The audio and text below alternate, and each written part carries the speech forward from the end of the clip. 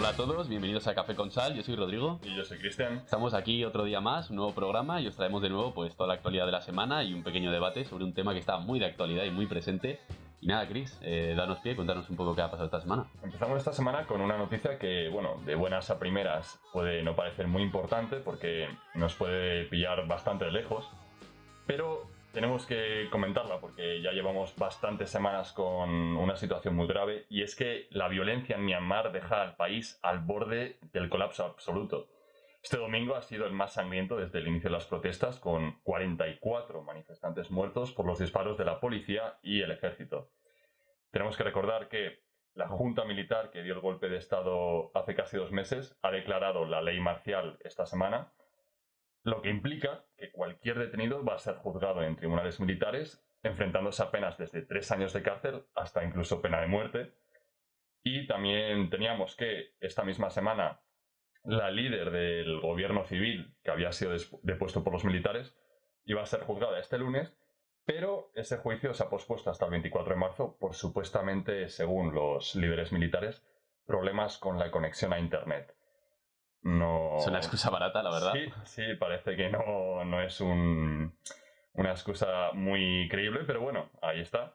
Y es que a esta líder la acusan de 4 cargos, entre ellos aceptar sobornos de 500.000 euros, que se verá si es verdad o no, pero la situación está muy peliaguda en Myanmar, y eso puede que nos pille un poco de lejos, pero las implicaciones que tiene a nivel del conflicto geopolítico entre China, Estados Unidos, luego las sanciones de la Unión Europea al país, pues tiene repercusiones importantes al final. Claro, lo que preocupa a la gente quizás no es solo lo que pueda pasar en Myanmar, que por sí ya es grave, sino lo que puede llegar a detonar entre potencias como China y Estados Unidos. Entonces habrá que seguir atentos y a ver qué acaba ocurriendo.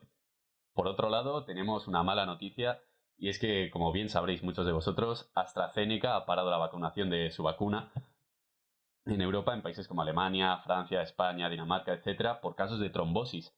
Y es que se han dado 11 casos de entre 17 millones de dosis, y es que se llegó a prohibir a principios de semana por lo que pudiese llegar a pasar, para tener un poco bajo control la situación y ver hasta dónde llegaban estos casos de trombosis. Y es que el mismo jueves la Agencia Europea de Medicamentos ya ha dado de nuevo el visto bueno a la vacunación, a la de AstraZeneca, y ha dicho que se puede continuar, pero hay países como España que aún así van a mantener una vacunación, van a mantener la vacunación suspendida durante 14 días por si acaso. Y yo creo que, bueno, esto no le alegra el día a nadie, porque 14 días sin vacunar, y es que es lo de verano, el 70% vacunado se queda bastante más lejos. No vemos la luz al final del túnel, ¿no, Rodrigo? Yo creo que esta situación, por desgracia, entre que hay falta de abastecimiento de la vacuna, que luego supuestamente esta vacuna causa trombosis, pero supuestamente esa trombosis es de un caso entre 100.000. Claro, es que son 11 de 17 millones. Sí, claro. Exactamente, o sea, no sé, al final es una situación que esperemos que pase pronto, porque todos estamos deseando volver a la vida normal, ¿no? Pasamos a la siguiente noticia de esta semana, y es que el Congreso aprueba el derecho a la eutanasia. La ley de eutanasia va a entrar en vigor dentro de 3 meses y ha sido aprobada por el Congreso de los Diputados con 202 votos a favor frente a 141 en contra. Durante los debates en la Cámara se han visto 2 posturas, básicamente. Por un lado, aquellos que ven la norma como una aberración moral y apuestan por reforzar los cuidados paliativos, y por otro lado, aquellos que creen que esta decisión amplía el terreno de las libertades individuales y que llega demasiado tarde. Por su parte, PP y Vox, que han sido los únicos partidos de la Cámara que han votado en contra de esta ley, van a presentar un recurso de inconstitucionalidad para, pues eso, parar la ley y eso, echarla para abajo. Veremos si sigue adelante, aunque a mí, Cristian, no sé por qué me da que va a seguir adelante y al final se va a aprobar la eutanasia, porque yo creo que la mayoría de la Cámara de por sí votó que sí. Yo creo que se va a quedar. Probablemente el Tribunal Constitucional no puede que lo admita a trámite el recurso, pero no creo que sentencia a favor del recurso. No, la verdad es que no tiene pinta de florecer. Y continuando un poco con la actualidad española, Pablo Iglesias, líder de Unidas Podemos, ha anunciado que deja su vicepresidencia y se va a presentar a la alcaldía de Madrid el 4 de mayo. Y esta es una noticia que ha sacudido, bueno, al país entero, porque nadie lo veía venir. Y es que ha decidido que donde más puede participar ahora, y según sus propias palabras, donde más puede aportar es la alcaldía de Madrid, para luchar contra el fascismo y para apoyar a los gobiernos de izquierdas. Y es que a partir de ahora cuando se presente, la vicepresidencia la llevará la ministra de Trabajo, Yolanda Díaz, y el ministerio que llevaba Pablo Iglesias, de Asuntos Sociales y Agenda 2030, lo llevará la secretaria de Estado, Ione Belarra. Y es que en un principio este movimiento de Pablo Iglesias contaba con intentar sumarse a Más Madrid, es decir, unir fuerzas entre Podemos y Más Madrid para poder así reunir al máximo número de votantes y conseguir la alcaldía. Pero Errejón ha dicho que no, que Más Madrid se va a presentar por su cuenta, y esto es un duro golpe porque en 2019, en las últimas elecciones, Podemos sacó 7 escaños frente a los 20 que sacó Más Madrid, o mismamente frente a su máximo rival, digamos, frente a Vox, que sacó 12. Entonces, Cristian, esto deja a Podemos ahora mismo en una situación de debilidad total. Sí, yo la verdad es que esa jugada de Iglesias pues no la termino de entender, ¿no? Porque quizás él haya pensado que poner su figura dentro de las listas de Podemos a Madrid puede que le diese ese bote salvavidas a la formación en la comunidad, pero vamos, las encuestas que han salido últimamente no dan mucha esperanza, la verdad, ese movimiento que acaba de hacer, y puede que sea lo que le lleve un poco a la, digamos, irrelevancia política, ¿no? Claro, hay quien dice que esto puede sacar a Pablo Iglesias del panorama político para siempre, hay quien dice que no va a ser tan grave en caso de que no sea un éxito, pero desde luego no empieza bien. No, Su no máximo empieza, aliado ya no le ha empieza dicho que bien, no la va a verdad. jugar con él y no empieza bien la cosa, habrá que ver cómo avanza. Y vistas estas noticias de la semana, vamos a dar pie ya al tema gordo, como decimos siempre, de esta semana, y es la monarquía. Sí, no. Chris, cuéntanos un poco cómo están las cosas hoy en día con la monarquía. Pues bueno, básicamente, como todos los que nos escucháis sabéis, ya no estamos en esas monarquías absolutistas de la Edad Media, sino que vivimos, por ejemplo, aquí en España, en monarquías parlamentarias donde los monarcas tienen básicamente un papel representativo, ¿no?, de la nación. Y bueno, aparte de España, pues tenemos otros países como Reino Unido, como Bélgica, que siguen manteniendo esas monarquías parlamentarias. Y la bata aquí es si queremos que desaparezcan estos sistemas que, pues eso, tienen ahí esa figura representativa que no tiene poder, o si queremos mantener esa figura simbólica, ¿no?, del Estado. ¿Qué opinas tú, Rodri? Claro, pues yo creo que has planteado muy bien el debate porque ese es, mantenemos una figura que de por sí no tiene un poder ejecutivo práctico, o la quitamos de en medio y creamos una figura totalmente distinta y ajena a lo que ha sido una monarquía.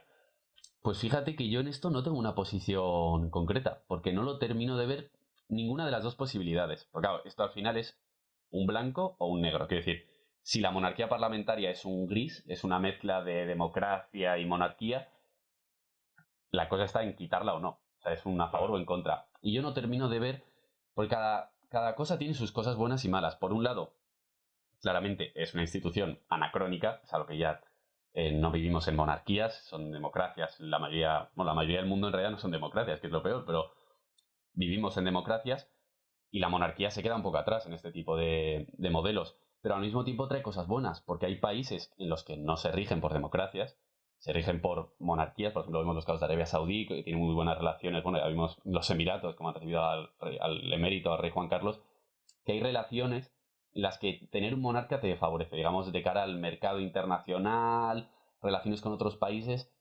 Entonces, hay que ver qué pesa más. Si tener a alguien que te sirva de contacto o directamente quitar esa figura simplemente porque no te parece moralmente aprobable, ¿sabes? Sí, yo creo que la cuestión está en que, por ejemplo, lo que has comentado de que tener un monarca pues te puede dar, digamos, más alas, ¿no?, en el mercado internacional y tal, tener más contactos y favorecer al país. Eso sería cierto en el 100% de los casos si todos los monarcas que tuviésemos pues fuesen, vamos, doctos en ciencia o tuviesen una gran reputación, ¿no? Pero vemos que no es así siempre. O sea, no siempre que esperamos que el hijo descendiente que salga del vientre de la reina, pues puede ser un sapo o puede ser un gran monarca, ¿no? Nunca lo vas a saber hasta que llega a la edad adulta. Y por desgracia con el rey emérito aquí en España, pues se ha visto, menos desde mi opinión personal y por lo que creo que se ha demostrado, ¿no?, en estas últimas décadas, que era un personaje bastante variopinto, ¿no? Sí, sí, sí. No llega al nivel de Fujimori, del que hablamos en el programa anterior, pero sí, la verdad es que es lo que dices, y justamente ya de por sí es una institución que está un poco en la cuerda floja, porque tiene tintes que es normal que a la gente no le gusten, porque al final no es algo que se elija por el pueblo, en una democracia es algo que viene impuesto por sangre. Entonces, si ya de por sí es un puesto que viene impuesto, claro, si el que lo tiene que llevar a cabo es alguien pues, que está metido en relaciones ya de corrupción, de ilegalidad, es que no favorece para nada. Aunque sí es verdad que en ese aspecto la monarquía yo creo que ha mejorado de cambio de rey. O sea, por lo menos el rey de ahora, Felipe, está intentando alejarse de toda esa lacra que le ha dejado el padre. Pero aún así, es que yo no sé si se debería mantener, porque claro, un rey de por sí, o sea, es una figura perfectamente sustituible. ¿Qué le ves de negativo a la O monarquía? sea, yo le veo de negativo que no... Me parece algo antiguo. Fuera, vamos a decir, pasado de moda. Porque hoy en día hay mecanismos, pues crear una figura que simplemente... Porque ahora mismo tiene función representativa únicamente. Pues creas una figura que represente a la nación, al Estado, de cara a internacional. Y ya está, y que vaya a todos los eventos, que participe en todo lo que participa el rey. Pues simplemente que sea una figura que elegida pues por el Congreso, por el pueblo, por quien sea. Entonces a mí eso me parece que es lo más negativo que tiene, que el pueblo no elige. El pueblo tiene que elegir por quién es representado. Entonces a mí me parece que es lo más grave que tiene pues, la monarquía parlamentaria de por sí. Claro, yo ahí estoy totalmente de acuerdo. O sea, pienso que, digamos, la elección de jefe de Estado debe ser algo que debe pasar por las urnas sí o sí. Entre otras cosas, por lo que comentábamos antes, ¿no? Si el rey que resulta que llega a la vida adulta, pues es un sinvergüenza y un tío que básicamente mancha la imagen del país, pues no tienes ningún tipo de medio para sacarlo de esa posición. En cambio, en unas elecciones presidenciales, por ejemplo, en Francia, 5 años, el presidente tiene que decir adiós, adiós, si votan en contra de él, ¿no? Entonces, creo que este tema de la monarquía o república aquí en España es una cuestión bastante generacional. Sí que conozco a muchas personas que son jóvenes y tal, y pues defienden la monarquía y tal, pero a mí me da que con el tiempo, tú dale 10, 20 años, habrá un referéndum sobre la cuestión y yo creo que se abandonará. Sí, sí, sí. Yo creo que independientemente de si uno está a favor o en contra, yo creo que va a acabar cayendo por su propio peso, simplemente por el avance de la sociedad y de cómo va progresando la política. Yo creo que mi apuesta, mi porra, es que la infanta... ¿Quién es? Cristina, ¿no? La que va a heredar. Infanta Cristina, sí. Yo creo que no va a llegar a reinar. Yo creo que Felipe va a ser el último. Creo yo, ¿eh? No lo sé. Infanta Leonor, ¿no? Leonor. Por aquí que estamos Sí, metiendo la pata. igual nos hemos metido un triple terrible. Pero bueno, Felipe yo creo que va a ser el último. sí, ¿tú crees? Yo... A ver, tengo esa esperanza, ¿no? De que dentro de 10, 20 años y tal, por el cambio generacional, pues desaparezca la monarquía, pero... No sé, quizás la infanta... Llamémosla Leonor, perdón, nuestra desinformación no en este tema, pero... Yo creo que la infanta sí que puede llegar a reinar en algún momento. Sí, ¿eh? Yo creo que no. Sí. Yo creo que se va a quedar a mitad. Porque... Tiene ya 16 años, ¿eh? Sí, sí, pero Felipe todavía es joven. O sea, Felipe... Bueno, puede abdicar en cualquier momento si Bueno, eso es verdad. las circunstancias del país igual le obligan. Sí, pero también yo creo que abdicar justamente es algo que ocurre en casos... Bueno, de hecho creo que Juan Carlos, el anterior rey, fue el único que abdicó. Creo que es el único que llegó a abdicar porque... La historia de España, pues la verdad es que no tengo yo ni creo que es el único que ha llegado a abdicar porque al final la abdicación, lo que si ya provocó una inestabilidad y reabrió de nuevo el debate que siempre ha estado ahí de monarquía sí, monarquía no, yo creo que abdicar es lo último que puede llegar a hacer un rey, porque yo creo que es tirar piedras contra su propio tejado, su propia institución. Al final lo que pretendes es crear la máxima estabilidad posible, que se discuta lo menos posible en la monarquía parlamentaria, y si vas abdicando y tal, yo creo que si Felipe en algún momento deja de reinar, yo creo que es por lo que dices, o porque se hace un referéndum o algo por el estilo.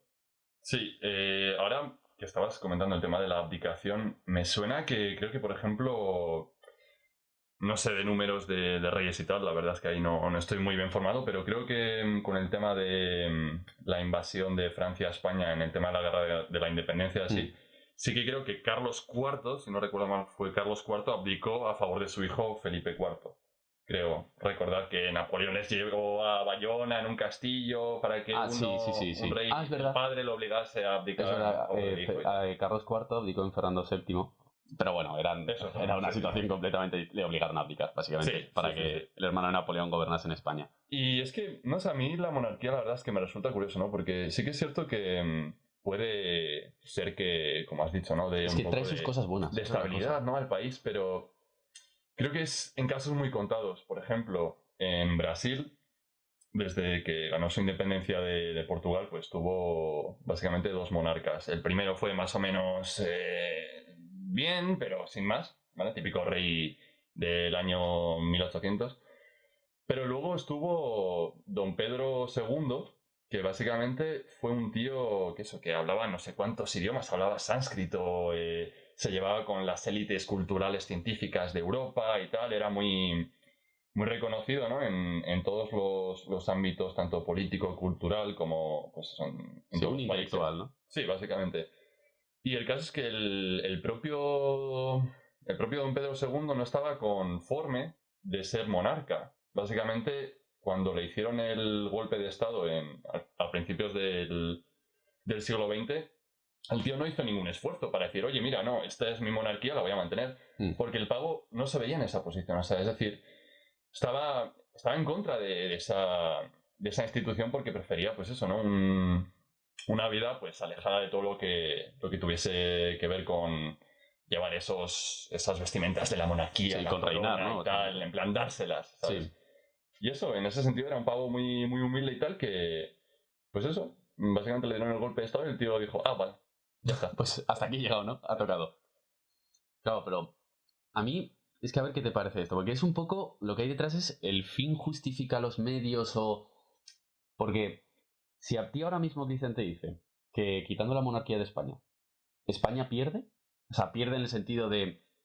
O sea, yo creo, a mí lo que me podría llegar a preocupar es qué pierde España si quitamos la monarquía, porque al final la monarquía de cara a relaciones exteriores trae muchas cosas positivas en el sentido de por relaciones, todo esto es pura diplomacia, que al final pues igual, pues los que no estamos metidos en estas, pues eso, en diplomacia básicamente no somos diplomáticos, igual nos perdemos un poco y no sabemos exactamente qué hay detrás de estas relaciones.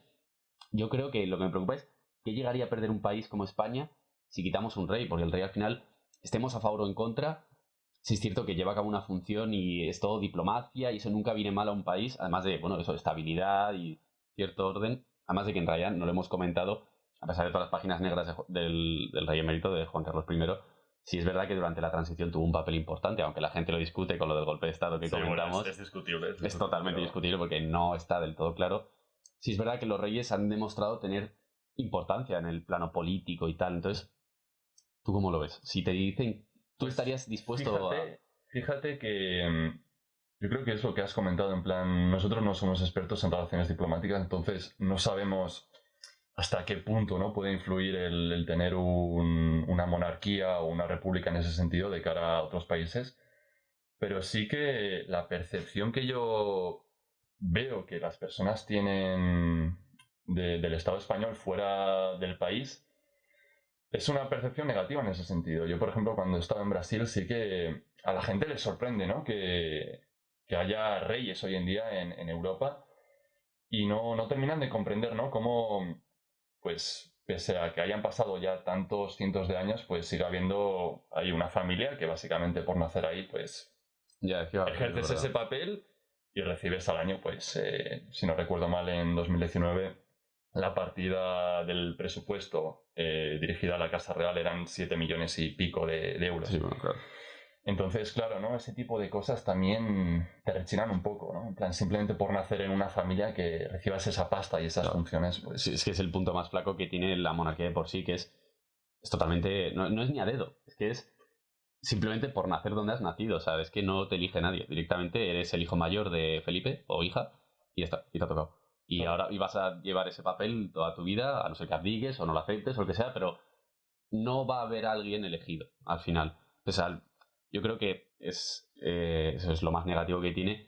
Y es lo que hemos comentado un poco antes, que yo creo que esto se va a acabar resolviendo de aquí no sé a cuántos años, pero va a acabar habiendo un referéndum o algo por el estilo. Y Sí. la gente decidirá si a favor o en contra. Yo creo que se decidirá algo así.